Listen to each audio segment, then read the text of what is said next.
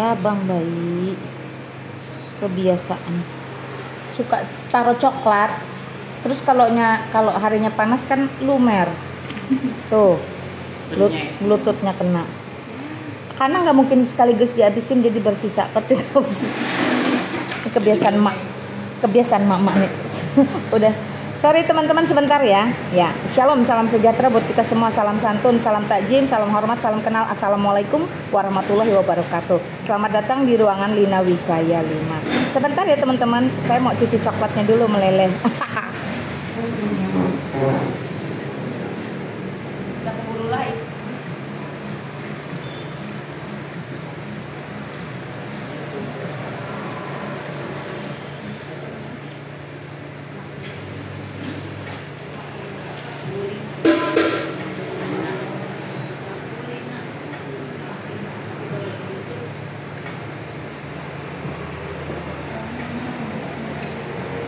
Ya, halo teman-teman, dari Malang, tepatnya dari The Cafe ya, tempat koleksinya buku-buku Pak Bambang Nurseno.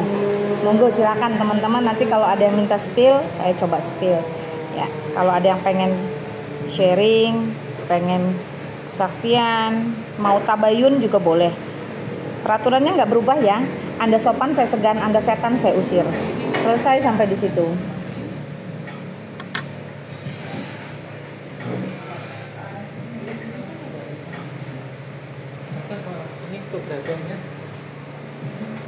Kok nggak pakai jilbab lagi sih? Tenang teman-teman, tenang.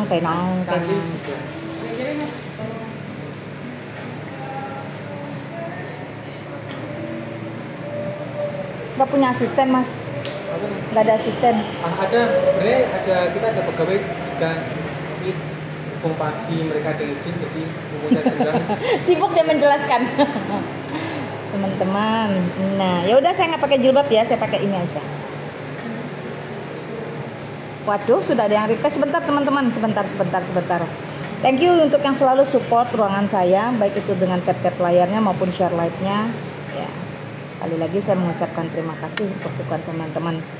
Sorry kalau belakangan saya tidak live.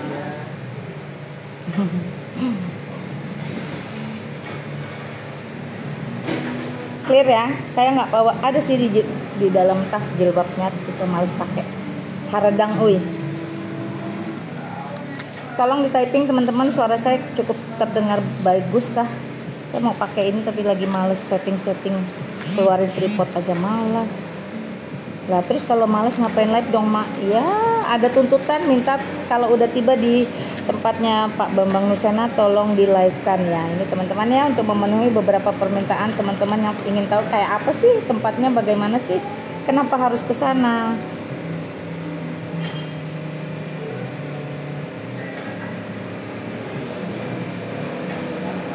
Teman-teman jangan terlalu gaduh ya di typingannya, perhatikan.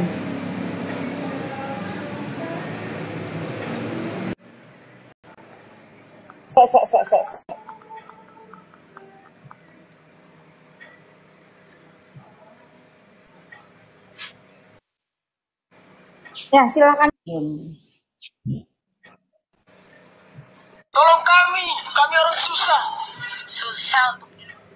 Halo, selamat siang John. Ya, selamat siang, Bu. Teman-teman bantu saya typing di bawah, apakah suara saya terdengar cukup baik? John, suaramu nggak keluar, saya nggak dengar kamu ngomong apa.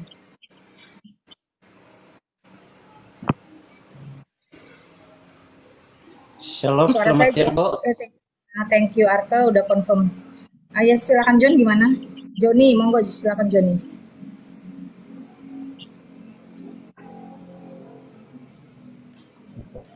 Halo Joni.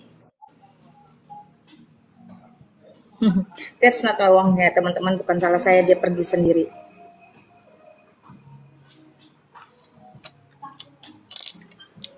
Nah, teman-teman, saya memiliki beberapa buah buku. Seperti biasa, teman-teman yang bisa jawab kuis dari saya kasih buku ya, free.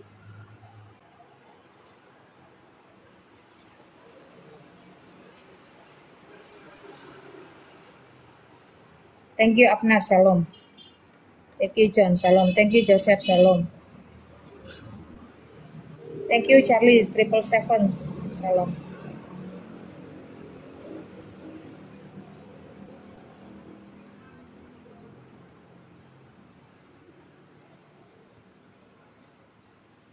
Selamat siang, Samosir.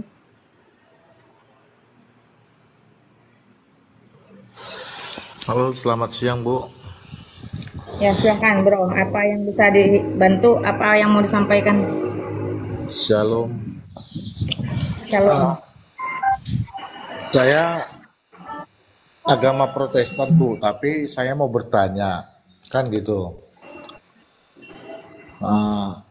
tentang masalah iman. Saya ini kan Bu, artinya mantan penjahat, mantan narapidana. Nah, Yes. tapi di satu sisi Bu, saya pun seorang penjahat, sering keluar masuk penjara. Tapi saya sering nolong orang, tapi bukan ibaratnya mengungkit, membantu orang susah atau apa. Tapi orang sering menjolimi saya kan gitu. Tapi ada banyak zaman sekarang Bu, mereka tahu isi Alkitab, tahu firman Tuhan, tapi mengerjakan firman Tuhan itu saya rasa mereka tidak pernah, hanya cuman menyampaikan firman Tuhan aja. Di saat melihat orang susah, mereka tidak bisa berbagi. Karena saya Bu, gereja saya GPD, gereja karismatik kan gitu. Gereja Pentakosta. Jadi kan, dan di dalam gereja saya pun karena melihat saya seperti itu, di saat saya kemarin pulang penjara, mereka merasa kayak minder melihat saya kayak gitu kan. Jadi saya masuk ke gereja itu kayaknya kurang ini loh, kayak jadi kayak tersingkir, disisihkan gitu. Jadi itulah membuat saya jadi di gereja itu nggak nyaman dan nggak mau lagi masuk gereja gitu. Jadi pertanyaan Oke. saya Bu, Asal. sebenarnya Silakan. untuk masuk kerajaan Allah itu yang bagaimana? Hanya cuman mengetahui firman aja tidak melakukan, atau seorang penjahat yang sering menolong orang ini yang sering terapa gitu? Yang mana yang sebenarnya Bu? Kalau pertanyaanmu mana yang lebih baik, penjahat yang sering menolong orang atau orang yang sering membaca Alkitab tapi tidak pernah melakukan kebaikan, dua-duanya sama-sama tidak ada yang benar di mata saya ya. Di mata saya, perhatikan. Ya dong. Kenapa? Karena ketika kamu mulai menghakimi, kamu menganggap seolah-olah kamu lebih baik dari dia, itu sudah salah. Tapi satu hal yang perlu kamu tahu, apa yang dilakukan oleh seorang Robin Hood, mencuri untuk menolong orang miskin, itu pun tidak berkenan. Karena ketika Allah mengatakan jangan mencuri, no excuse, nggak ada alasan. Mau kamu buat tolong orang kek, mau kamu buat apa kek, jangan mencuri ya jangan mencuri, titik, selesai sampai di situ. Demikian halnya ketika kamu merampok, keluar masuk penjara sebagai residivis, bolak-balik perkosa orang, bolak-balik merugikan negara, korup, bolak-balik pakai nafsa, bolak-balik kamu tipu. Ya, kamu sendiri yang bilang kamu keluar masuk penjara, bolak-balik berantem, ya, kamu begal, kamu nyuri, bolak-balik kamu kerjakan itu, tapi di sisi lain kamu merasa berbagian dalam kerajaan surga dengan membantu orang. Saya rasa kamu salah besar dalam pemahaman. Ya, jadi kalau prinsip Alkitab tidak pernah bisa dirubah, prinsip Allah tidak pernah berubah. Kalau Allah katakan jangan mencuri, ya kamu nggak bisa mencuri, siapapun.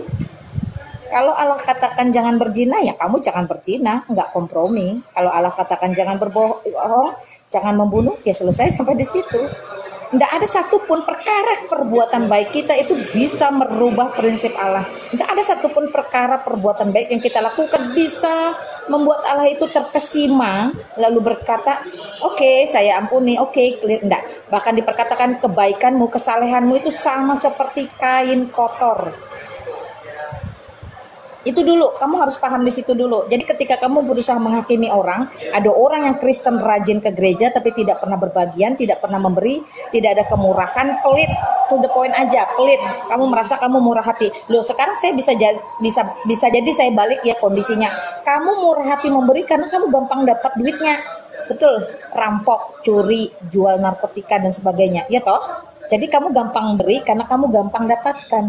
Dan kamu nggak mau tahu resikonya keluar masuk penjara. Kamu nggak mau tahu resikonya jadi residivis. Yang penting kamu merasa kamu melakukan kebaikan, itu salah besar.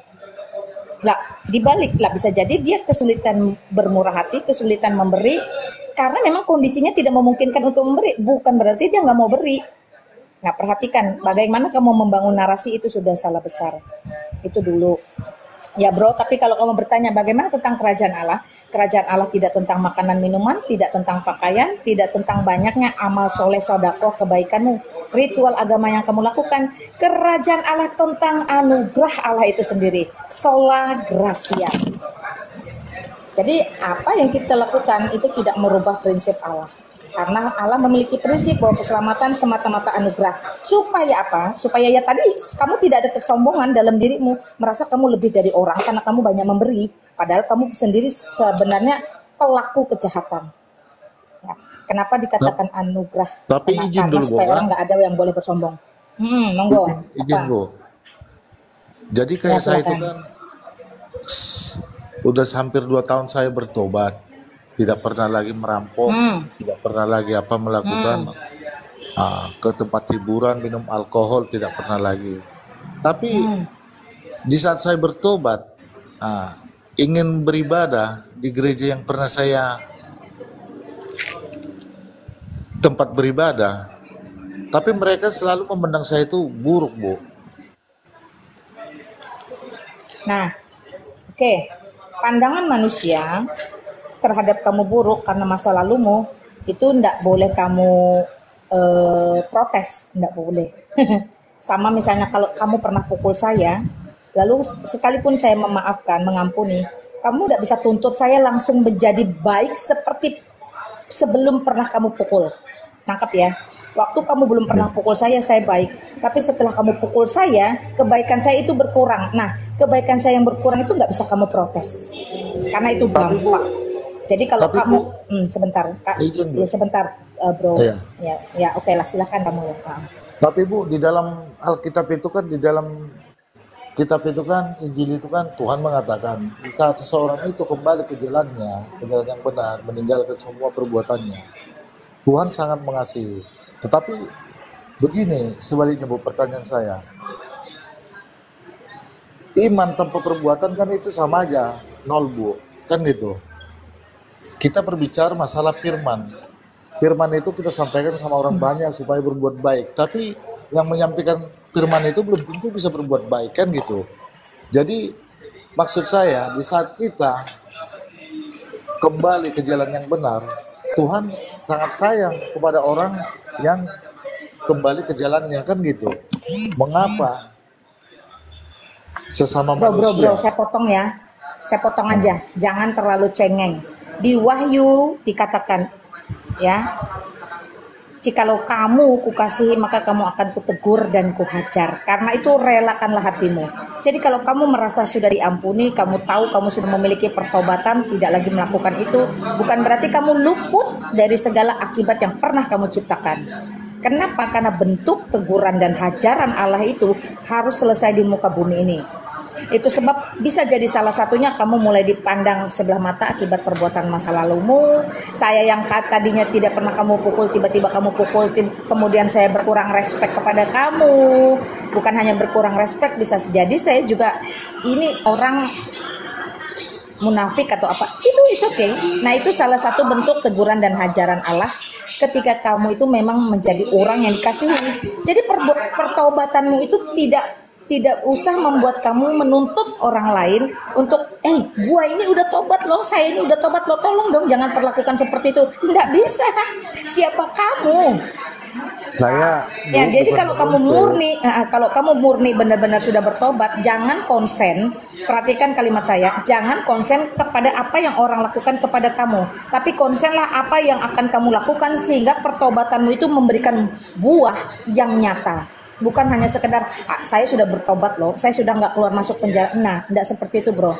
Iman tanpa perbuatan mati adanya, saya setuju. Saya sangat setuju. Tetapi ketika kamu menuntut orang lain 100% berbuat baik hanya karena kamu sudah bertobat, itu tidak mungkin, itu mustahil. Itu bukan tentang saya setuju atau tidak. Ya enggak. Ya, Allah tetap mengatakan barang siapa kukasihi akan kutegur dan kuhajar. Teguran dan hajaran Allah saya tidak bisa prediksi. Teguran dan hajaran Allah kamu nggak bisa batasi.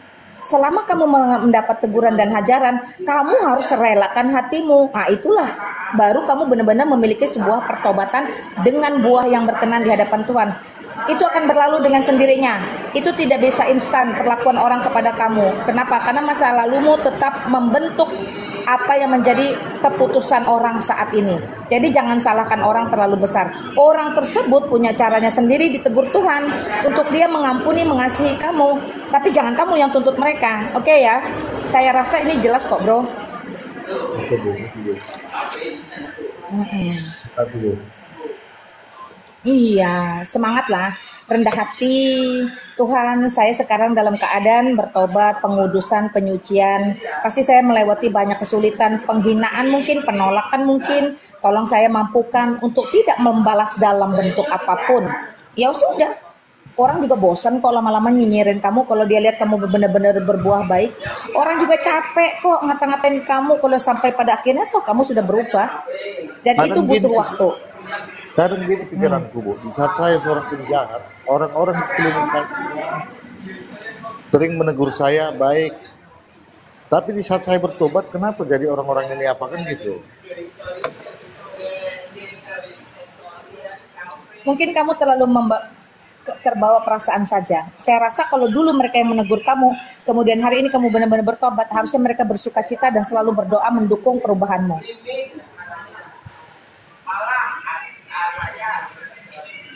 Oke lah, Bu. Terima kasih atas pencerahannya, Bu. Selamat Semangat, siang. Bro. Saya mau kasih kamu ya selamat siang, Tuhan berkati. Shalom, Tuhan memberkati. Shalom. Enggak apa-apa. Sering-sering berdoa, rendah hati aja, baca Alkitab. Intinya orang ngomong apa, kembali kepada Kristus saja. Tuhan mampukan saya melewati semua ini. Tidak usah tuntut mereka, salahkan mereka, biarlah. Itu menjadi satu bagian yang harus kita lewati, sudahlah. Saya juga dulu mengalami hal yang sama ketika saya benar-benar hijrah dari gelap masuk dalam terang Kristus, maka harus ada harga yang harus saya bayar. Matius 13 ayat 8 mengatakan, jikalau kamu tidak mau memikul salibmu, maka kamu tidak layak bagi aku. Yuk kita sama-sama pikul salib bagian kita, supaya kita benar-benar layak di hadapan Kristus. Oke, makasih, Bu. Iya, Bro, semangat, Bro. Samosir Mangaria, Tuhan berkati kamu, selamat siang. Oke.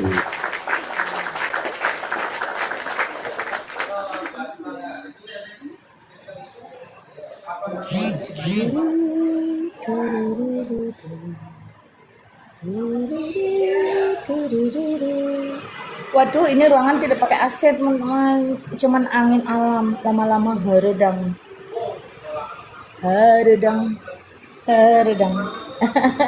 Muka saya heredang. Selamat siang, Risma.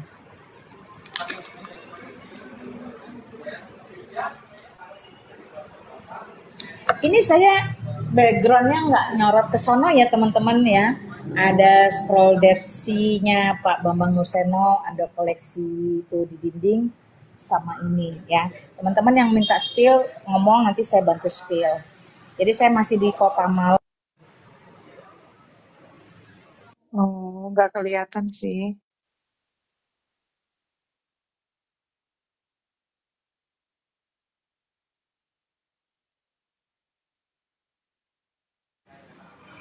Ya silakan Risma, selamat siang. Oh iya, tadi saya dengar cerita Pak Samosir itu. Selamat siang ya, Brina ya. Memang iya, kadang-kadang kita kalau ada hal-hal yang Tuhan ingin kikis dalam kehidupan kita, memang misalnya tentang kerendahan hati ya, memang hal-hal yang tidak menyukakan kita yang suka hadir gitu. Supaya sifat-sifat yang Tuhan tidak mau itu dikikis dari kehidupan kita, yang seperti dialami oleh Pak Samosir. Mungkin ya namanya sebagai seorang yang tadinya sebelum bertobat kan disegani, ditakuti gitu kan. Jadi kan itu kan kebanggaan kan. Nah mungkin Tuhan ingin mengajarkan suatu kerendahan hati dengan orang-orang yang dulu hormatnya mungkin karena rasa takut kan. Nah, sekarang ketika dia sudah bertobat, mereka mungkin kurang menghargai, walaupun sebenarnya itu bukan sifat anak Tuhan juga yang baik, tapi ada maksud Tuhan yang baik juga untuk Pak Samosir tadi, begitu Ibu Lina.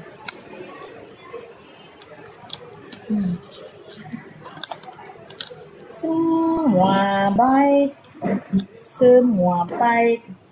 Apa yang telah kau perbuat di dalam hidupku.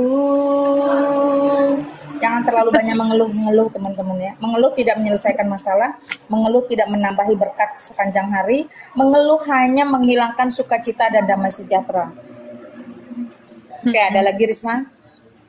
Iya, itu aja. Tapi kalau nanti dia sudah berhasil tuh biasanya dia tidak akan merasa, kalau orang istilahnya memandang rendah dia nggak akan merasakan sesuatu lagi. Dia tetap sukacita, itu ya berarti dia sudah mengalami proses yang dari Tuhan itu. Oke teman-teman, thank you Risma untuk masukannya. Saya ada di sini mungkin sampai pukul 14.30. 15 deng boleh lah. Sampai pukul 15.30 teman-teman. Nah silakan yang mau ngobrol sama saya. Sudah itu saya mungkin akan melanjutkan perjalanan kembali ke Jakarta. Mantap. Buat teman-teman di daerah Malang sekitar yang menonton live saya dan masih ingin berjumpa, monggo ya.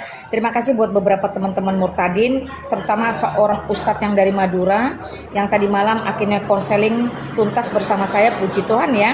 Sudah membawa beberapa orang untuk mulai membaca Alkitab. Juga ada satu penggemar dari Blitar yang datang jauh-jauh, juga puji Tuhan. Nah hari ini saya di dalam kafe ini ternyata teman-teman ada juga beberapa ya teman datang dari Jakarta yang ada di Malang mengenali saya, bersyukur ya. Jadi kita benar-benar tambah teman, tambah saudara. Oke, silakan kamu request aja. Kamu request aja ke yang mau naik.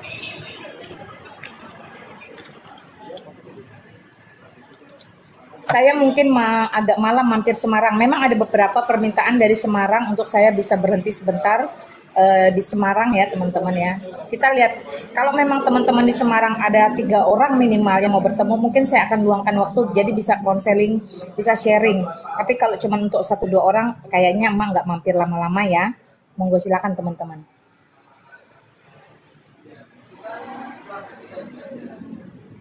Thank you Charlie, menjadi orang baik pun kita nggak bisa menyenangkan semua orang. Jadi fokus saja dengan bagian yang harus kita lakukan. Analoginya adalah kita tidak bisa menampung air laut dengan 2 tangan kita. Jadi apa yang menjadi bagian kita, air laut yang bisa kita rengkuh, itulah yang menjadi bagian kita. Yang di luar itu bukan bagian kita, ya itu bukan hak kita. Ada orang lain yang bisa tampung, ada orang lain yang bisa ambil. Betul. Mak, ini ada Mbak Risma ada lagi? Oh enggak, ini aku mau jelasin nih, manusia disembah itu perkiraan mereka aja sih yang salah ya. Manusia disembah karena kita juga punya mengerti bahwa manusia tidak bisa disembah ya saudaraku ya. Yang disembah itu Tuhan, Tuhan yang datang dalam rupa manusia gitu. Makasih Mak ya, aku turun dulu ya. Ya, sama-sama. Tuhan berkati kamu Risma. Selamat melanjutkan aktivitas. Tuhan berkati. Ya, selamat siang. Mantan Oten.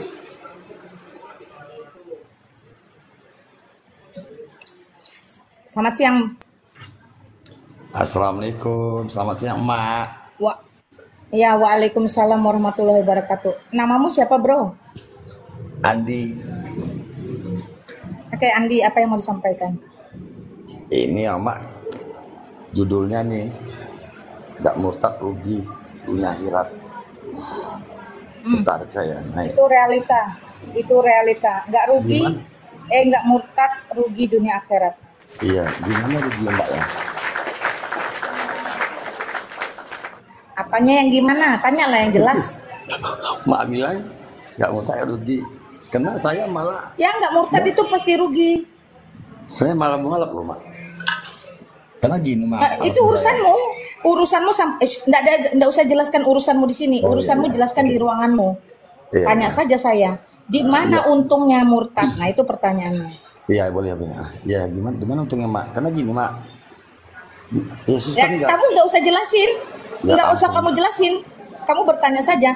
Penjelasan orang yang di luar Kristen tentang kekristenan itu pasti sesat. Sesat ya. Jadi gini, Mak. Iya Kenapa dong. sebelah? Pasti sesat. Mak. Pasti sesat.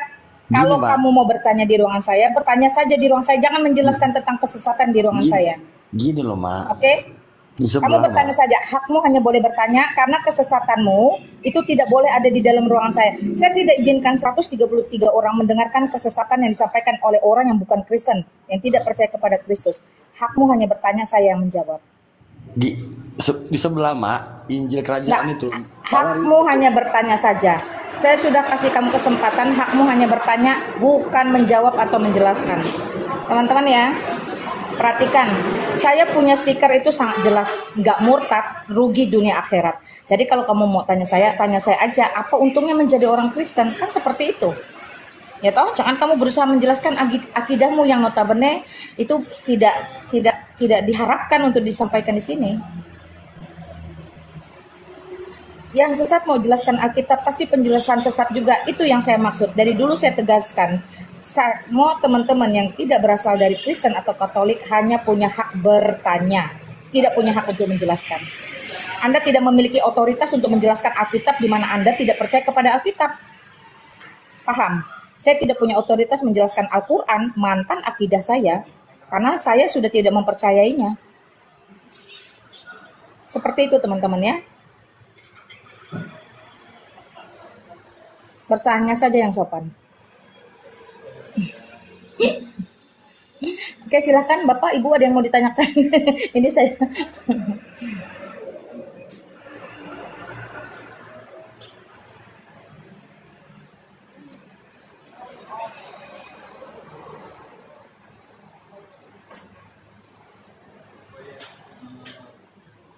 Ya, selamat siang Kak Lomang. Ya, selamat siang. Ya, silakan Bro, apa yang mau disampaikan? Ya, makasih host udah dinaikin. Ini saya Muslim. Bisa bertanya? Monggo silakan. Oh ya.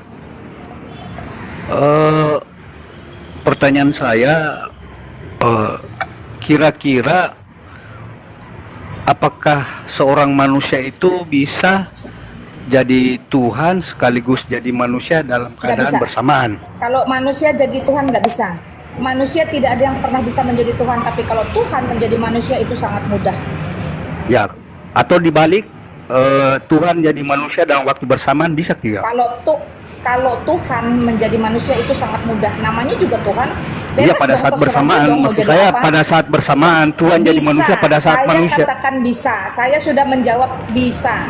Jadi kalau saya sudah menjawab bisa, kamu dengarkan penjelasan saya. Kenapa bisa? Jangan kamu ngomong terus. Kamu boleh nggak habis bertanya itu mute, habis bertanya itu mute, karena belakangmu itu sangat ribut, sangat berisik. Saya pakai Bluetooth soalnya, mengganggu telinga saya. Jadi kalau kamu bertanya bisa nggak manusia jadi Tuhan? Ya makanya ini saya mau jelaskan, kamu mute. Kalau mau bertanya apakah manusia bisa menjadi Tuhan, jawabannya tidak bisa dan tidak akan pernah bisa. Tapi kalau kamu bertanya apakah Tuhan bisa menjadi manusia, why not? Mengapa tidak? Namanya juga Tuhan. Apa definisi Tuhan bagi kamu? Ya, kalau Tuhan itu mau jadi manusia, mau jadi sendal, mau jadi kodok, mau jadi batu yang disembah pun, it's okay, no problem. Namanya juga Tuhan, ya toh? Jadi jawabannya, apakah manusia bisa menjadi Tuhan? Absolutely no. Apakah Tuhan bisa menjadi manusia? Absolutely yes. Silakan, ada lagi?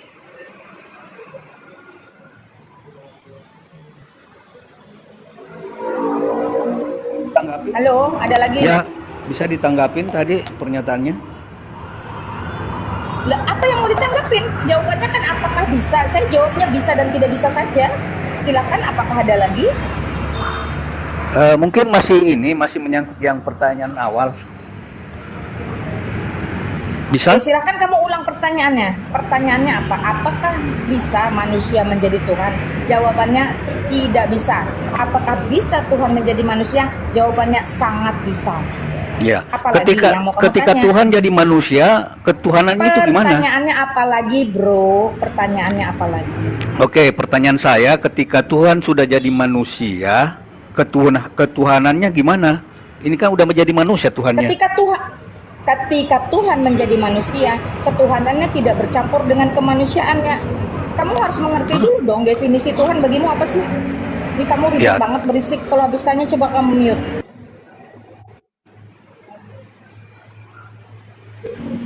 kalau definisi Tuhan menurut saya, Tuhan itu Teman-teman kalau tanya itu jangan mencari kesempatan hanya untuk naik bertanya tapi tidak butuh jawaban. Ya, saya tidak akan melakukan sesuatu yang mubazir. Sesuatu yang mubazir dalam akidah lama saya itu adalah dosa. Jadi saya tidak akan ikut permainan dosa kalian yang suka membazir, suka mubazirkan suara saya, waktu saya, tenaga saya.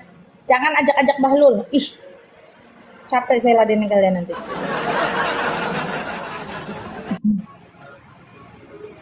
Ya emang nggak mutu pertanyaannya. Tuhan bisa jadi manusia, kenapa tidak? Manusia bisa jadi Tuhan, tentu tidak bisa. Janganlah tanya yang kayak gitu ya. Tanya yang lebih bermutu.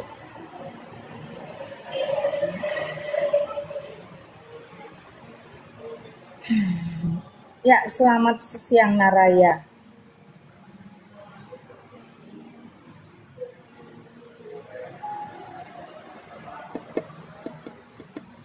Tuhan jadi batu bisa nggak? Bisa. Ada beberapa agama pagan, ya, Saracen, yang mengakui Tuhannya bisa jadi batu, dijilat, dicium, disembah. Why not? Karena bagi mereka Tuhannya seperti itu ya silakan aja. Lalu bagaimana mungkin engkau bisa menerima Tuhan menjadi batu, tapi tidak bisa menerima Tuhan menjadi manusia? Itu kan sesuatu yang gedabrus.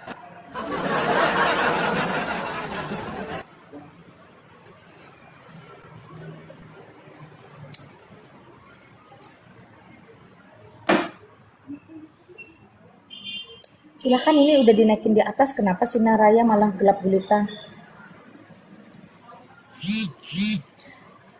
Oh, udah dia pergi.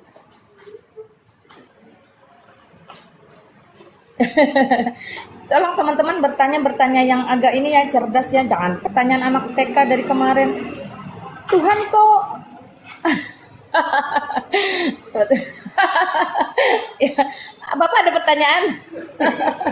Teman-teman di sini ada penggemarnya Malina loh, ketemu tanpa disengaja dan dia ternyata warga Jakarta juga yang sedang liburan jalan-jalan ke Malang. Saya tanya, apakah ada pertanyaan? Barangkali ketemu di live nggak mau tanya, ketemu di darat mau tanya. Dan ternyata beliau ini juga seorang murtadin, teman-teman. Oh haleluya, puji Tuhan ya. Tepuk tangan dulu buat kita semua. Salam murtadin bro. Silakan kalau ada pertanyaan nggak apa-apa Pak, duduk samping saya sini. Malu katanya. Ya teman-teman yang sudah coba saya mau lihat pengikut Malina. Izin dulu, boleh nggak Pak? Boleh nggak disorot ke sana? Jangan, beliau keberatan. Yes, beliau keberatan. Nah, ya.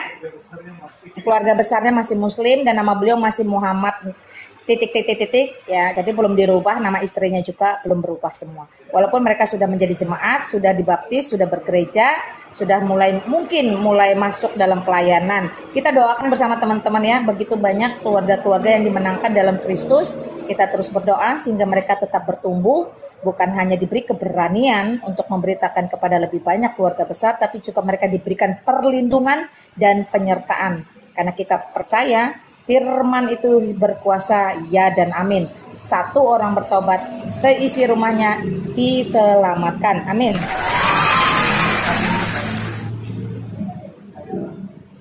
Nah, Bapak ini bersama keluarga ada di sebelah saya di kafe ini. Kami sama-sama berkunjung ke The Cafe atau museumnya Bambang Nursena. Ya teman-teman ya. Ternyata di sini enak tempatnya, bisa buat live, bisa buat belajar, bisa buat ngafe, nongkrong, gosip. Itu tadi bicara apa Pak di luar ramai kayaknya? Sejarah hidup Bambang. Nah, ya, berbicara tentang sejarah Pak BN, karena yang melayani kami itu adalah putra beliau. Oh, haleluya teman-teman ya.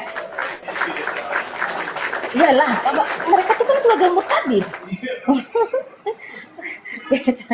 Ya, thank you. Ya, silakan yang mau bertanya.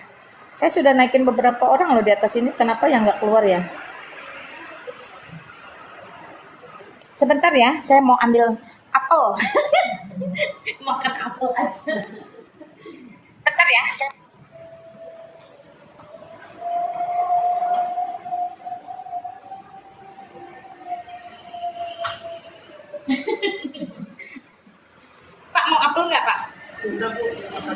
Iya.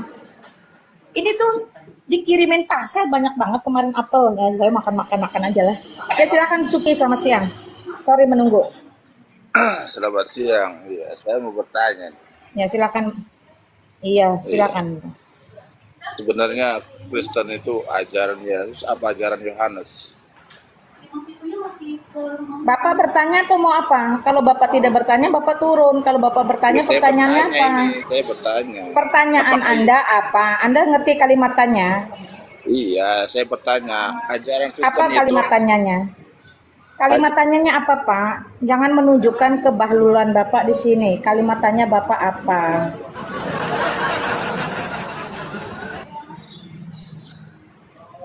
Sudahlah Bahlul, mampir pula ke sini.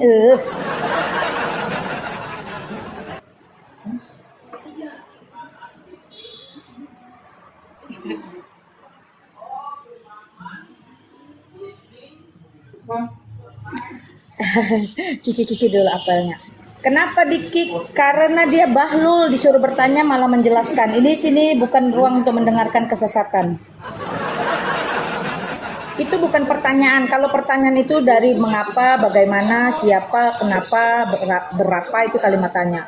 Tapi kalau mengatakan narasi yang bersifat liar, mohon maaf, cari tempat lain aja, Lul. Enggak.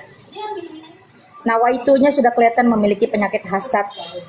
Kalau dia memang benar mau bertanya, saya sudah ulang berapa kali, silakan bertanya saja, silakan bertanya saja, silakan bertanya saja.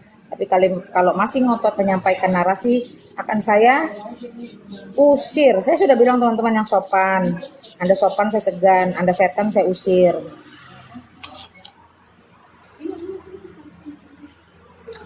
Saya buka ruangan untuk Anda bertanya. Saya buka ruangan bukan untuk Anda menceritakan kebahlulan akidah lama saya.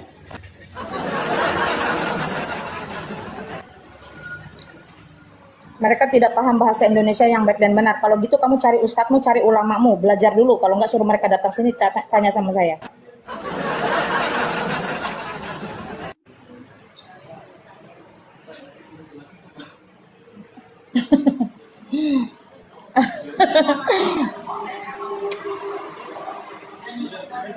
Tanya yang benar ya. Saya kasih kamu kesempatan tanya yang benar.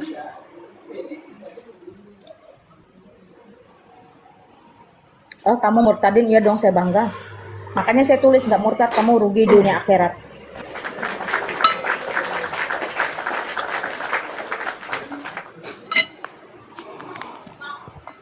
Halo, selamat siang. Selamat siang, ya selamat siang Naraya. Silakan. Ya baik, saya mau bertanya. Tapi tolong kamu kalau sudah bertanya di mute ya, karena saya nggak mau membuang suara saya untuk sesuatu yang gaduh di belakangmu. Baik. Saya mau bertanya, agama Kristen yang dimaksud dengan Tritunggal itu Yesus Tuhan Tritunggal ya? Itu apa artinya itu?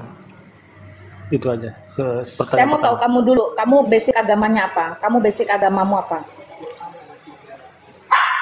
Saya Muslim, Kak. Halo? Saya Muslim. Oke. Buat saudara-saudara Muslim, mohon maaf, saya tidak akan menjelaskan tentang Allah Tritunggal kepada kalian karena itu adalah bagian doktrin tertinggi Maha Kudus Maha Mulia. Lebih baik kalian pastikan dulu apakah kalian sudah selamat atau tidak. Karena keselamatan hanya ada di dalam Yesus Kristus, tidak ada di tempat lain. Lebih baik kalian bertanya bagaimana caranya supaya kita itu benar-benar bisa diselamatkan. Bagaimana caranya kita bisa benar-benar mengenal Allah yang benar. Bukan Allah yang dibentuk oleh manusia. Itu, silakan. Baik, kalau yang benar bagaimana kalau begitu? Apanya yang benar? Ya, kalau begitu saya mau tanya untuk yang benarnya maksudnya bagaimana untuk selamat yang benar gitu. Maksudnya kalau dalam Kristen. Mas Naraya,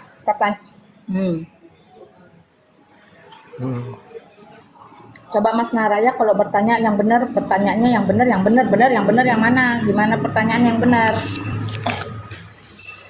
Ya, maksudnya begini, yang dimaksud dengan juru selamat ya, juru selamat. Maksudnya kalau masuk dalam agama Kristen, untuk selamatnya itu kan dalam Kristen ada nggak Kristen yang taat? Gini loh ya, Anda itu mau bertanya tentang keselamatan atau mau bertanya tentang agama? Agama dan keselamatan itu sesuatu yang berbeda. Agama tidak membawa manusia kemana-mana. Agama tidak membawa manusia pada keselamatan. Karena agama itu buatan manusia berdosa yang sederhana dan terbatas. Agama itu dibikin di bumi, tapi keselamatan datangnya dari surga. Jadi yang mau Anda tanya mana? Keselamatankah atau agamakah? Ya keselamatan. Saya tanya yang keselamatan tadi. Oke, kalau Anda bertanya tentang keselamatan, apanya yang mau Anda tanyakan?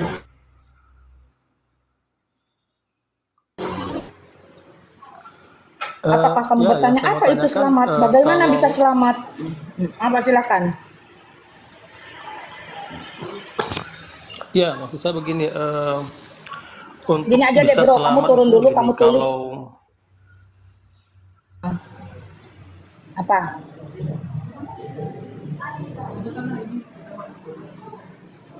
Apa pertanyaanmu? Astagfirullahaladzim, orang ini. Saya mau tanya begini, kalau kita masuk dalam agama Kristen, nah, kalau kita masuk dalam agama, maksudnya kita jadi penganut agama Kristen ya, kita jadi penganut agama Kristen, itu yang membuat kita selamat dunia akhirat tuh di mananya begitu? Oke. Kalau kita masuk agama Kristen, kamu masih tetap ngotot berbicara tentang agama, oke. Boleh nggak kamu mute supaya saya nggak mubazir? Boleh. Teman-teman, jika saya menjadi Kristen, di mananya saya bisa selamat? Apa mas? Oh, saya nggak ngopi, thank you banget. Saya tuh nggak pengopi soalnya, bener-bener nggak minum kopi. Waduh, thank you very much. Nggak perlu repot-repot sebenarnya, ya. Oke, thank you, teman-teman, thank you sebentar ya. Ini ada teman-teman mau kembali melanjutkan perjalanan. Pertanyaannya, kalau saya menjadi Kristen, apanya yang bisa selamat? Apakah ada jaminan keselamatan di dalam kekristenan? Saya mau kasih pisah dulu teman-teman ya, kekristenan dan keselamatan. Nah, tadi saya sudah bilang, kalau kamu hanya berbicara tentang agama, mau Kristen, Hindu, Buddha, dan seterusnya, dibandingkan dengan keselamatan, itu berbeda. Keselamatan melampaui semua agama yang ada. Tapi karena kita memiliki identitas keyakinan, yaitu orang Kristen, maka oke lah saya akan jawab. Menjadi orang Kristen, apanya yang selamat? Saya kasih kamu dari Yohanes 3 ayat 16, karena begitu besar kasih Allah akan dunia ini, sehingga ia mengaruniakan putranya yang tunggal supaya setiap orang yang percaya kepadanya tidak binasa. Putranya tunggal itu siapa selain Yesus Kristus? Tidak ada. Lalu di dalam Kisah Para Rasul 4 ayat 12 pun jelas dikatakan itu merupakan jaminan, dan keselamatan tidak ada di dalam siapapun juga selain di dalam Dia. Sebab di bawah kolong langit ini tidak ada nama lain yang diberikan kepada manusia yang olehnya kita dapat diselamatkan. Sebenarnya clear sampai di situ teman-teman ya. Tetapi oke, thank you bro, thank you. Tuhan berkati ya. Hati-hati dalam perjalanan Mbak, thank you Mbak. Thank you semuanya, God bless you. Bye bye Kuma.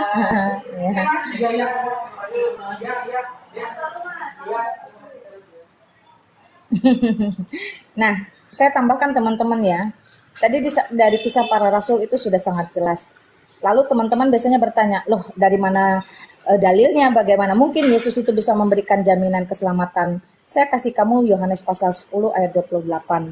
Ya, aku memberikan hidup yang kekal kepada mereka, supaya mereka tidak binasa sampai selama-lamanya. Jadi tidak bersifat temporari selama-lamanya teman-teman ya. Dan yang paling penting ketika Yesus Kristus berkata dari dalam dirinya dengan penuh kuasa, dia memberikan satu jaminan. Dan tidak ada seorang pun yang bisa merebut mereka dari tanganku. Dari Yohanes 3 ayat 16, dari Yohanes 10 ayat 28, dan dari Kisah Para Rasul tadi, maka pertanyaanmu tadi, apa jaminannya? Bagaimana mungkin bisa menjadi pemeluk Kristen atau pengikut Kristus itu mendapatkan keselamatan? Ya, silakan. Thank you bro, God bless you. Katekisasi, jangan males. Udah mulai harus katekisasi loh. Ya, semangat. Wah, ini ladangnya Murtadin di sini teman-teman. Salam Murtadin. Ya, silakan Bang Naraya, lanjut. Apa lagi pertanyaanmu? Oke, tadi saya dengar kakak mengatakan putra tunggal. Kalau definisi putra tunggal itu bagaimana? Putra tunggal itu jelas putra itu jelas mengarah kepada anak laki-laki. Tunggal itu juga jelas artinya tidak diserupakan, tidak dikloning, tidak kembar siam, tidak membelah diri, tidak ada di satu Masehi kemudian muncul lagi di 6 Masehi. Putranya yang tunggal, putra Allah yang tunggal itu Yesus Kristus. Kenapa disebut putra? Karena dia berasal dari Allah. Allah tidak beranak dan tidak diperanakan. Betul, Allah tidak beranak dan tidak diperanakan. Tetapi ketika Yesus itu berasal dari Allah, keluar dari Allah, yaitu firman Allah, logos Allah, pikiran Allah, daya cipta Allah, otak Allah, berpikirnya Allah, yang diutus nuzul ke dunia menjadi daging, menjadi manusia, maka segala yang ada pada Yesus Kristus hakikatnya akan kembali kepada satu, yaitu Allah itu tadi. Silakan bro. Oke, putra Allah berarti Allah siapa? Kalau putra Allah tunggal. Saya tadi barusan lo ngomong, kalau Allah itu hakikat, kamu masih tanya Allah itu siapa? Kalau yang namanya hakikat itu bukan siapa teman-teman. Hakikat itu setara dengan substansi atau esensi. Bukan siapa, kalau siapa itu nama. Dalam kekristenan Allah bukan proper name, beda dengan Islam. Allah adalah proper name. Berarti Allah itu Ada sama lagi? dengan kayak asumsi begitu? Enggak, Allah bukan asumsi, Allah itu hakikat. Kalau kamu nggak ngerti hakikat, saya bantu dengan substansi. Kalau nggak ngerti substansi, saya bantu dengan esensi. Kalau masih nggak ngerti lagi, kamu buka KBBI. Saya kasih kamu kesempatan. Karena dari bahasanya putra tunggal Allah, makanya saya bingungnya kenapa ada pernyataan putra tunggalnya Allah. Berarti kan ada orang tua dong maksudnya. Kalau putra tunggalnya Allah. Maksudnya saya mengambil dari bahasa tadi loh, kata-kata tadi tadi bilang putra tunggal kalau kamu Allah. ngambil dari kalau kamu ngambil dari bahasa saya, kamu dengarkan kelengkapan bahasa saya, jangan kamu potong. Ya. Oke. Karena karena putra itu adalah bisa nggak kamu di mute setelah kamu bertanya supaya kamu nggak gaduh sendiri. Ketika saya tadi mengatakan putra, bukan berarti Allah itu memberanakan diri atau diperanakan, enggak. Ketika saya mengatakan putra, itu adalah logosnya Allah, firmannya Allah, pikirannya Allah, daya ciptanya Allah, otaknya Allah, yang diutus nuzul ke dunia menjadi manusia. Yang harusnya pertanyaanmu, Allah yang mana, Allah yang bagaimana, seperti itu. Tapi kamu menganggap, oh berarti Yesus punya orang tua. Enggak. Orang tua apa ini yang kamu maksud? Ya, karena tadi bahasanya karena tadi saya mendengar putra tunggal Allah, makanya saya tanya kembali, gitu maksudnya. Kan saya nggak ngerti nih ceritanya, saya mau tahu, mau tahu. Makanya nih, kamu bukan gini bro. Makanya bro disimak jawaban saya. Saya udah paham. Jawaban saya disimak. Sebentar, jangan suka potong. Kalau kamu potong terus, kamu nggak akan mengerti apa yang saya sampaikan. Itu sebab sepentingnya habis bertanya itu di mute. Kalau kamu simak jawaban saya secara pelan-pelan, kamu mengerti apa yang saya jawab, sebenarnya enggak putar lagi tanya situ. Jadi tunggal tadi saya sudah menjelaskan tunggal itu apa, saya tadi sudah menjelaskan putra itu apa. Oke, baik, saya mengerti dengan bahasanya. Kemudian saya mau bertanya kembali kenapa Bible itu ada dua jenis, satu perjanjian lama dan perjanjian baru. Maksud saya itu kenapa ada dua Bible begitu. Nah, saya kasih tahu kamu, orang Kristen tidak memiliki dua Bible, no. Tetapi dalam satu kesatuan Alkitab orang Kristen, kalau dalam bahasa Inggrisnya kamu bilang Bible itu itu loh, itu terdiri dari Kejadian sampai Wahyu, ya. Kejadian sampai Malaiki itu disebut Perjanjian Lama, Matius sampai Wahyu disebut Perjanjian Baru. Jangan menyorot atau ngebold atau ngenotis kata-kata lama dan barunya, tapi harusnya yang kalian pertanyakan perjanjian. Karena Allah Israel, Allah kekristenan itu berkarya dan menyatakan dirinya dalam perjanjian. Perjanjian Allah itu banyak teman-teman ya. Tapi semua benang merah dari Perjanjian Lama dan Perjanjian Baru itu hanya merujuk kepada satu pribadi, yaitu Yesus Kristus, firman atau logos Allah yang nuzul ke dunia menjadi manusia. Perhatikan teman-teman. Jadi di dalam Kejadian sampai Malaiki atau Perjanjian Lama itu syarat dengan nubuatan. Nubuatan itu adalah janji atau kehendak Allah yang disampaikan oleh para nabi kepada dunia atau kepada manusia. Itu isi dari Perjanjian Lama. Lalu Perjanjian Baru itu isinya adalah penggenapan janji tersebut. Sehingga Allah yang melakukan perjanjian, dia tidak pernah mengingkarinya. Nah, terus kamu mau tahu apa dari Perjanjian Lama dan Perjanjian Baru itu? Jadi Perjanjian Lama adalah nubuatan, Perjanjian Baru penggenapan nubuatan tentang kasih karunia Allah. Perjanjian Lama syarat dengan hukum-hukum para nabi, Perjanjian Baru hanya ada hukum kasih karunia di dalam Yesus Kristus. Nubuatan para nabi merujuk kepada Yesus Kristus, yaitu Mesias.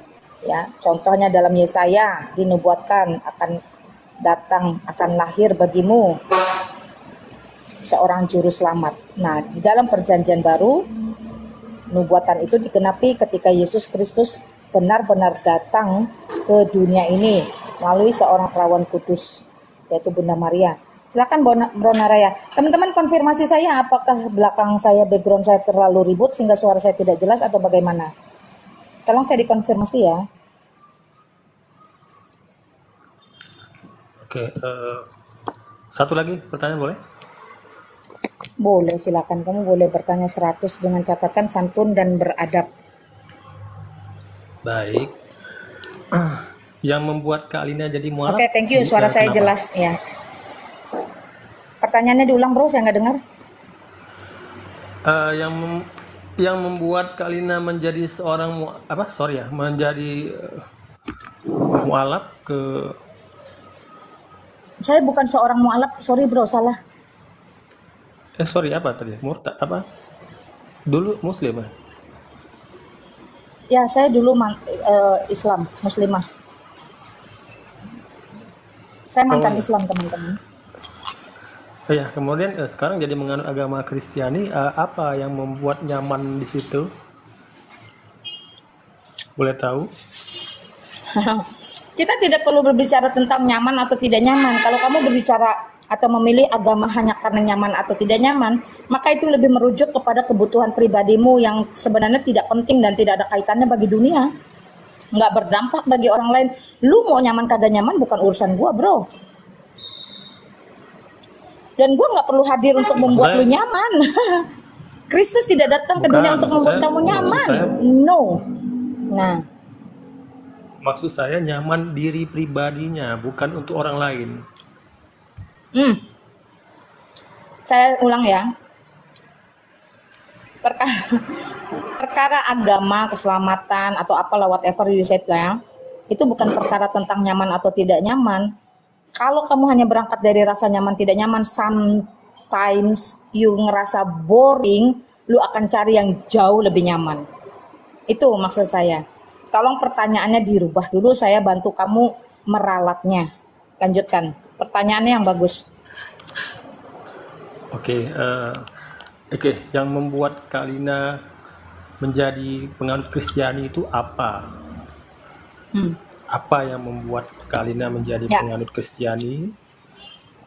Saya mau jawab simpel ya secara doktrinal bahwa memang keselamatan tidak hanya ada di dalam Yesus Kristus. Hanya ada satu jalan ke surga kalau memang surga menjadi prioritas atau orientasi. Hanya di dalam Yesus Kristus, tidak ada di jalan yang lain, tidak ada di tempat yang lain. Berdasarkan Yohanes 14 ayat 6, berdasarkan Yohanes 3 ayat 16, berdasarkan Yohanes 10 ayat 28, dan Kisah Para Rasul 4 ayat 12 tadi, itu jelas. Jadi kalau kamu memang mencari hidup kekal atau keselamatan atau bermuara kepada surga, tidak bisa tidak itu hanya ada di dalam Yesus Kristus berdasarkan 4 dalil dan banyak lagi masih dalil-dalil yang lain. Ya, tetapi kalau kamu tanya secara subjektif, hai Lina Wijaya, kenapa kamu dari Islam yang sudah nyaman itu lalu keluar menjadi seorang Kristen hijrah? Kenapa? Nah, itu akan berbeda. Saya jawab ya. Saya jujur ya, secara ajaran itu benar-benar tidak nyaman kalau kamu menggunakan kata nyaman atau tidak nyaman. Bagaimana mungkin di dalam akidah lama saya diperkatakan bahwa wanita itu dipastikan menjadi penghuni neraka sepertiganya. Jadi tidak ada jaminan surga, bahkan lebih daripada itu tidak disamaratakan nilainya, human value-nya nggak ada sebagai manusia. Surganya nggak pasti, nggak jelas, nerakanya pasti. Kamu bertanya tentang nyaman atau tidak nyaman toh? Jadi saya sebagai wanita nggak nyaman dong. Percuma dong saya nungging sehari 5 kali atau bahkan mungkin lebih. Toh ujungnya juga dipastikan neraka sepertiganya itu perempuan. Sedangkan untuk surga secuil saupil pun nggak ada. Kasih tahu saya di mana surahnya kalau ada. Nggak ada. Itu yang pertama. Dan yang kedua, saya merasa tidak nyaman ketika surga saya itu bergantung kepada suami saya. Maka membuat saya bertanya, Allah model apa ini, Allah macam apa ini yang membuat wanita itu sampai kapanpun tetap harus menjadi pribadi yang tidak mampu berbuat apa-apa. Karena bayangkan surganya saja bergantung dari orang lain. Makan bergantung suami, tidur bergantung suami, jajan bergantung suami, karir bergantung suami. Kalau suami nggak ridho, nggak bisa apa-apa. Surganya pun bergantung suami. Terus terang, kalau kamu tanya saya nyaman atau tidak nyaman, nah itulah dia. Itu membuat saya tidak nyaman. 2 poin besar. Yang ketiga, kamu harus tahu. Saya punya body ini, masterpiece-nya Allah loh. Ya, yang desain itu, kreatornya itu Allah. Lalu bagaimana mungkin Allah yang katanya maha adil, maha kasih, maha sempurna, maha segala-galanya, kecuali mahasiswa itu menciptakan wanita dengan kelemahannya haid dan nifas, tapi justru itu menjadi bumerang, membuat saya tidak boleh pegang kitab suci, membuat saya tidak boleh beribadah ketemu dia, sedangkan pahalanya saya sebagai muslimah itu ngumpulinnya dari salat. Lah kalau salatnya aja bermasalah, nggak bisa hanya karena kelemahan fisik yang notabene ciptaannya dia sendiri. Saya jadi bingung nih, Allah ngapain bikin perempuan dengan kelemahannya justru jadi bumerang untuk tidak bisa memuji, menyembah, bahkan bertemu dengan dia. Ini Allah salah ciptaan atau gimana? Kasih tahu saya. Sampai menuntut saya untuk berpikir lebih cerdas. Pasti ada Allah yang lebih becus, yang lebih adil, yang lebih kudus, yang lebih penuh kasih daripada Allah yang saya rasa itu mendegradasi wanita. Ya, dalam akidah lama saya, wanita benar-benar human value-nya, nilai kemanusiaannya itu nothing. Surganya bergantung orang, dipastikan masuk neraka, kelemahan-kelemahan fisiknya yang buatan Allah itu sendiri. Saya kasih tahu kamu ya, yang namanya haid itu tidak bisa diminta dan tidak bisa ditolak. Berarti itu murni dari siapa? Dari sang penciptanya dong, kreatornya dong. Lalu ngapain mengkreasikan hal seperti itu untuk menjadi bumerang, menjadi kesulitan? Itu adalah Allah yang sesat, Allah yang tidak benar. Nah, itu mendorong saya untuk mencari pasti ada Allah yang tidak seperti ini. Karena dia yang ciptakan saya sebagai wanita, kenapa pula saya dijadikan seperti ini? Saya waktu itu berperkara kepada Allah lama saya, hai Allah, kalau kamu memang betul ciptakan seperti ini perempuan, saya rugi jadi perempuan, saya jadi laki-laki. Gimana caranya Allah? Jadi jangan sok ngomong lebih logika ya. Kalau dalam hal sepele itu aja, ternyata tidak masuk logika, nggak logis. Saya kalau tambahin kamu dengan surah-surahnya, ya, saya rasa nggak ini yang nggak ada gunanya. Kamu cari sendiri deh, apa yang saya sampaikan itu ada di mana. Saya belum tambah yang lain ya. Bagaimana dalam hadis, dalam surah ini wanita itu boleh dipukuli. Wanita itu dianggap seperti ladang untuk dicocok tanami. Lah kalau unsur haranya habis, cari ladang baru. So isi bukan? perempuan itu diperkatakan seperti kuda yang harus siap ditunggangi. Lah kalau kakinya pincang, cari kuda baru, begitu maksudnya? Tolong kasih tahu Allahmu, jangan perlakukan wanita seperti itu, jangan ciptakan wanita seperti itu, begitu hina dan rendahnya. Itu yang mendorong saya untuk mencari Allah yang benar, sampai saya bertemu kepada Allah yang benar di dalam Yesus Kristus. Dan saya bersyukur saya diberi keberanian untuk hijrah keluar dari gelap, masuk dalam terang Kristus, sehingga ketika Kejadian pasal 1, ayat 26, 27, dan 28 mengatakan, diciptakanlah mereka, laki-laki dan perempuan, seturut serupa dan segambar dengan Allah. Bahkan ketika dia berkata, berfirmanlah Allah memberkati mereka, beranak cuculah penuhi bumi. Porsinya, kapasitasnya itu sama di hadapan Allah.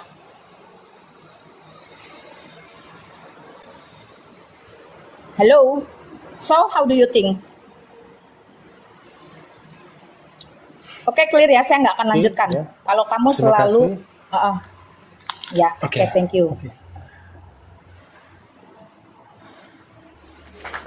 Ya teman-teman ya, jadi itu sebuah realita, sebuah fakta di mana saya pernah ada di kondisi bahwa saya tidak benar-benar merasa menjadi manusia yang berguna atau manusia yang bermanfaat atau manusia yang memiliki tujuan hidup lebih bernilai atau lebih apalah. Saya kasih bahasa nanti terlalu tinggi, kamu nggak ngerti, susah. Thank you sekali lagi Bro Narayan. Saya coba ganti ya. Teman-teman di bawah jangan terlalu gaduh, jangan terlalu panas.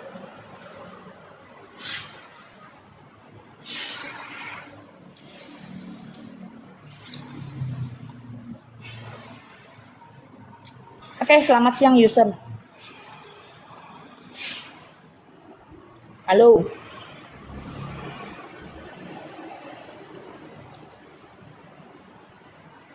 Halo user.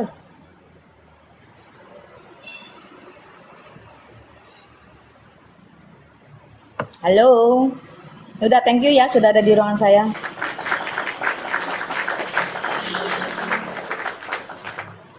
Sorry teman-temannya, saya waktunya kan nggak lama, terbatas, jadi saya nggak mau wasting time. Kalau kamu pernah muslim, coba baca ayat kursi. Ayat meja juga saya bisa baca kalau saya mau. Udah, nggak usah ngetes saya lah. Saya kan udah bilang, itu kan menurutmu ayat suci. Kalau ayat suci jangan dijadikan barang murahan, jadi barang gratisan buat ngetes.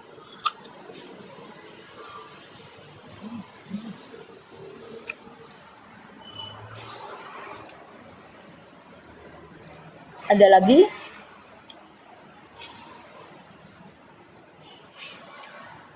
Ada lagi nggak? Jangan gaduh-gaduh.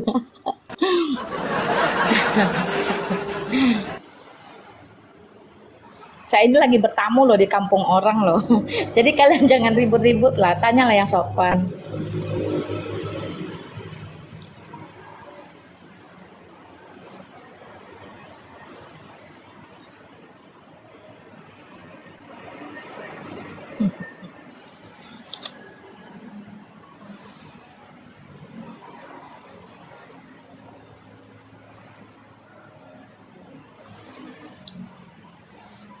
Mak masih di Malang ya, saya masih di Malang. Teman-teman sekitar yang masih mau bertemu dengan saya tunggu sampai pukul 15.00 ya. Sudah itu saya akan melipir, pindah ke Mas, stasiun kereta terdekat stasiun apa namanya?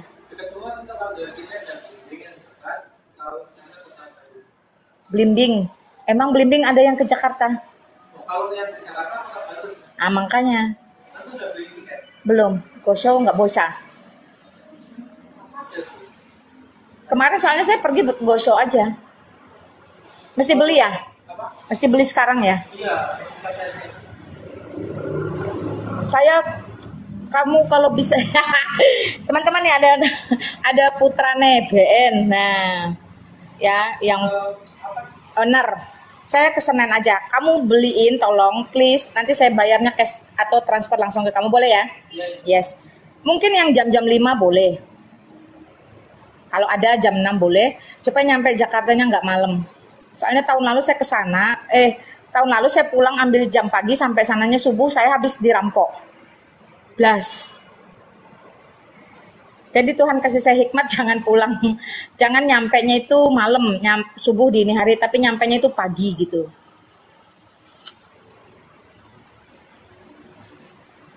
Ada stasiun Kesamben. Apa itu stasiun Kesamben?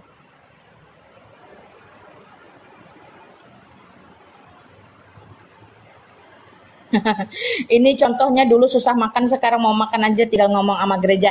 Lu tuh ya jangan ceritain dirimu, nggak usah kamu curhat di sini, tau nggak? Kamu saya kasih tahu ya, tapi kamu jangan marah ya dan jangan sakit hati ya, karena kamu yang open, kamu yang bukan narasi, saya kasih tahu kamu ya. Di dalam Mazmur dikatakan, tidak pernah kulihat orang benar anak cucunya meminta-minta roti. Itu sebuah jaminan. Jadi orang-orang benar sudah dibenarkan di dalam Kristus itu tidak bakalan anak cucunya meminta-minta roti. Tapi coba kamu turun ke jalan, dari 10 gepeng, itu 9 sudah dipastikan akidahnya itu dari kamu. Saya tanya kamu, itu datangnya dari mana tuh gepeng? Dari hasil pernikahan siri yang gak jelas. Jadi sumbangsi terbesarnya itu ya seperti itu. Kamu harus mulai cerdas berpikir ya. Oke.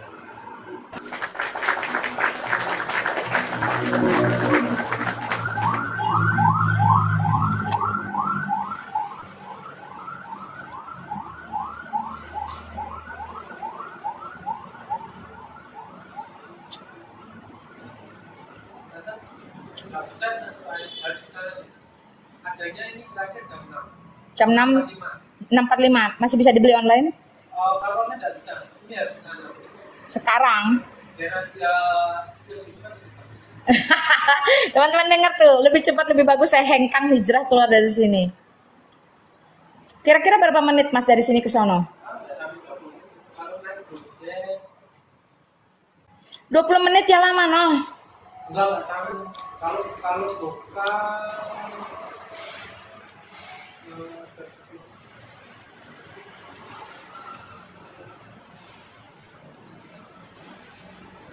di sini ada just tip nggak? Jasa titip beliin suruh orang. Apa aja just tip itu suruh orang beliin, kita kasih jasa tip. Namanya just tip, titip beliin. Mau obat kayak, mau kue kayak, mau tiket kayak. Ah, nggak ada. Oh.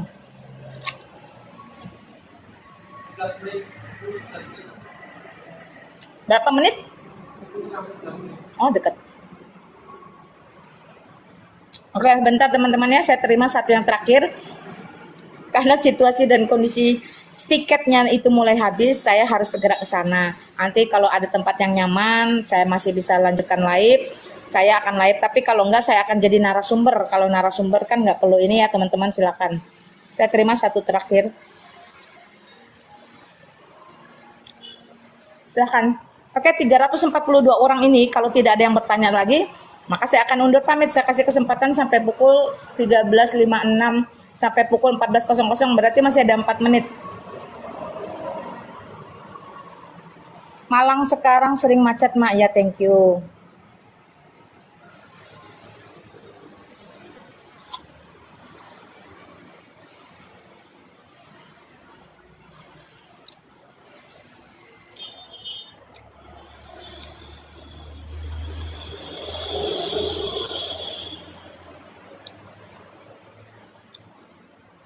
Oke teman-teman, kalau nggak ada yang tanya, saya spill ya, bagaimana sih situasi di tempat saya sekarang. Biar teman-teman juga ikut menikmati vibes-nya. Tempatnya enak teman-teman buat ngobrol, buat belajar. Karena ini ruangannya tidak pakai AC, karena Malang itu nggak terlalu panas kayak Jakarta, nggak terlalu sumuk. Ya, mau nggak mau, suara dari jalanan masuk ke sini.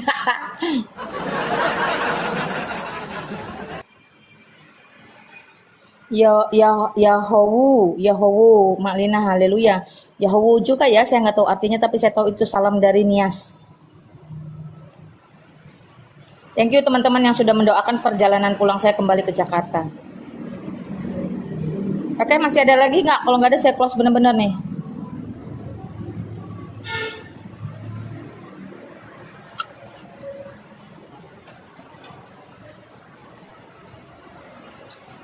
Horas Maklina ya, Horas.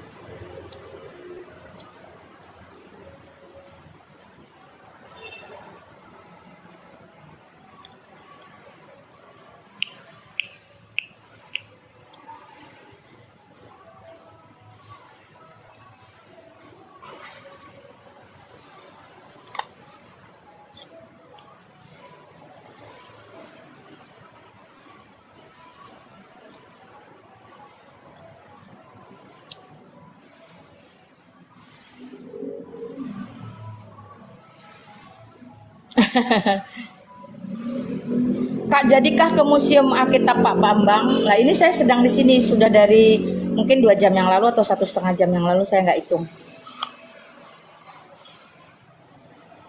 Di teman-teman kan request suruh saya minta live dari sini. Saya sudah live teman-teman dari sini.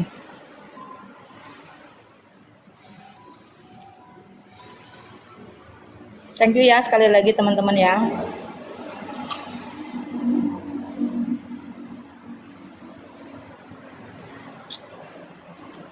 Saya tunggu sampai apelnya habis dah.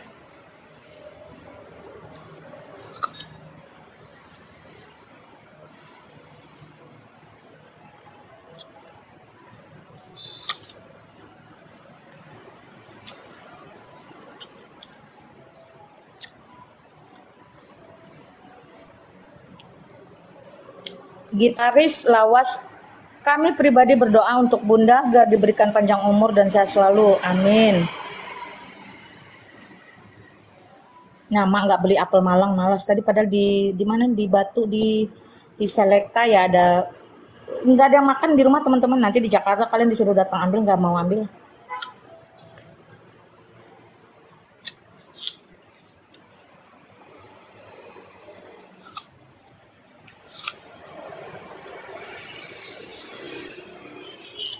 Boleh di-spill kah surat-surat kunonya? Boleh sebentar ya. Saya selesaikan ini. Kemasin dulu sampah-sampahnya. Sebelum saya tutup, saya spill buat teman-teman.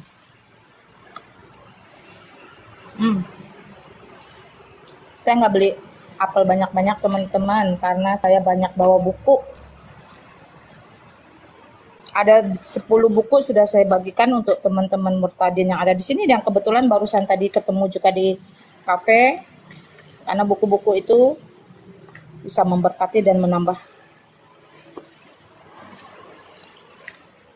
budayakan membaca. Indonesia ini negara yang 0,01% doang penduduknya membaca.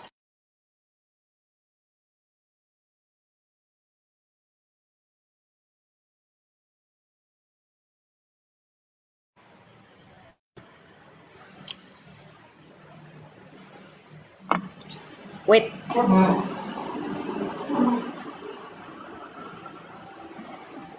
Sampai jam berapa Mas buka Mas?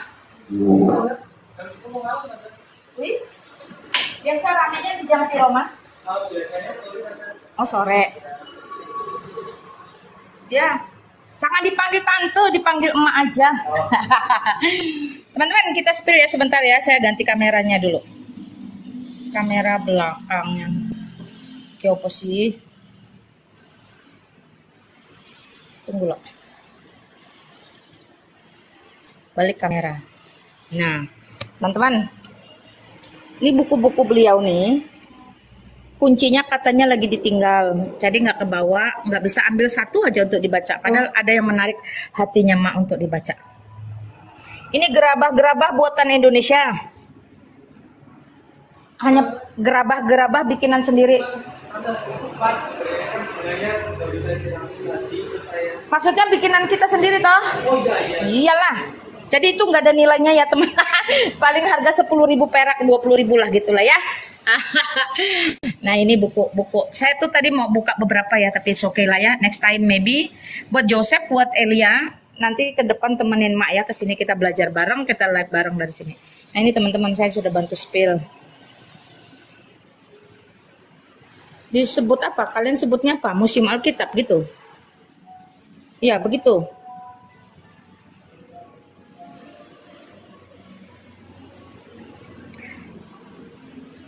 Ada kamus Hebrew nggak di sini? Ah, ada. Oh, nggak ada. Oh ya, iya. Ini ya. Ini hiasan-hiasan aja teman-teman. Nih. Ini lemarinya begini nih. Ini atasnya nih. Gereja Salat 7 waktu gereja Koptik Arab tuh. Dibaca. Tuh yang ikut-ikutan salat tuh loh. Maksudnya apa? Ekaristi Aramaik. Bahasa Aramaik.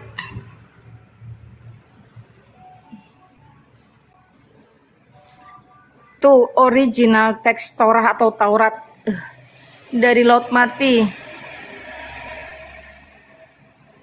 First century, before century, belum. Nah ini apa ya? Injil teks asli Yunani dengan kritikus apparatus. Nih Alkitab Al-Muqaddas. Tuh Arabic Bible teman-teman.